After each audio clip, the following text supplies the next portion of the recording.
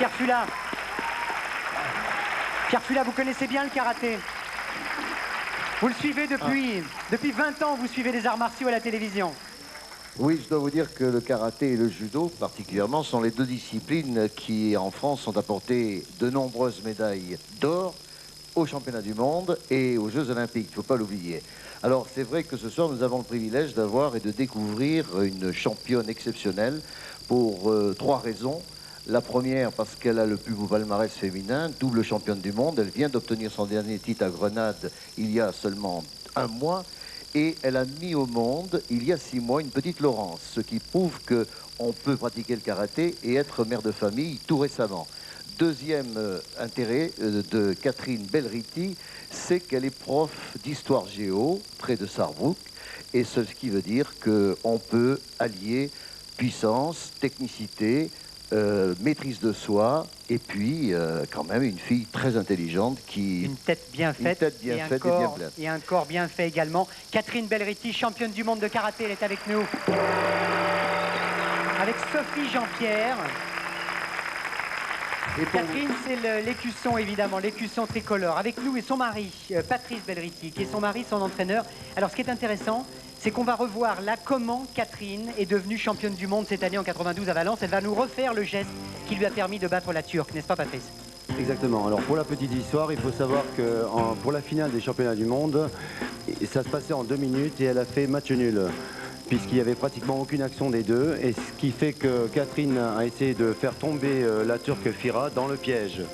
Et la Turque Fira est arrivée à coincer Catherine au bord du tapis, et à ce moment-là, c'était la guerre des nerfs.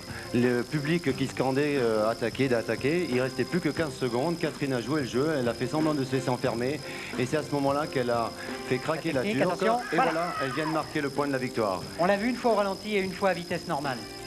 Voilà comment Catherine Belriti a conservé son titre de championne du monde. Maintenant, oui, allez-y, Patrice. Il faut savoir que justement la prolongation, c'est la première qui marque, qui gagne. Maintenant, vous voyez une démonstration de kumité. C'est un travail qui se fait à 2 et elle pratique vraiment ce karaté dans le sens propre de l'art martial. Elle doit attaquer qu'un seul coup et faire un contre décisif.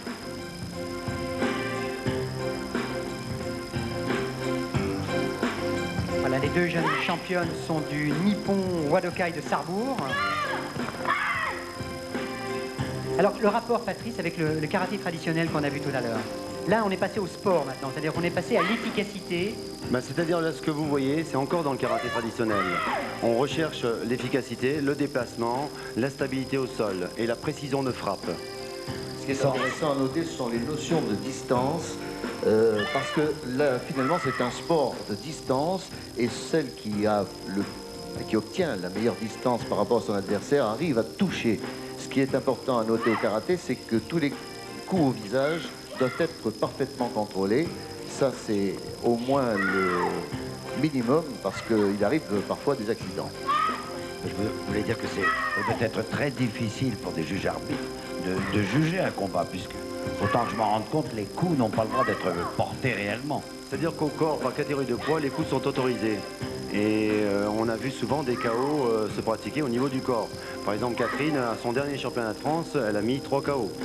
Et les coups sont portés, donc on donne le point final, ce qu'on appelle Ça, on peut le rappeler. Donc, on a le droit de donner des coups sur le corps. Mais ça doit pas être dans l'intention de détruire son adversaire. Voilà. C'est-à-dire que si on met KO et que l'adversaire est tombé, bon, on est censé avoir un minimum d'abdominaux. Okay.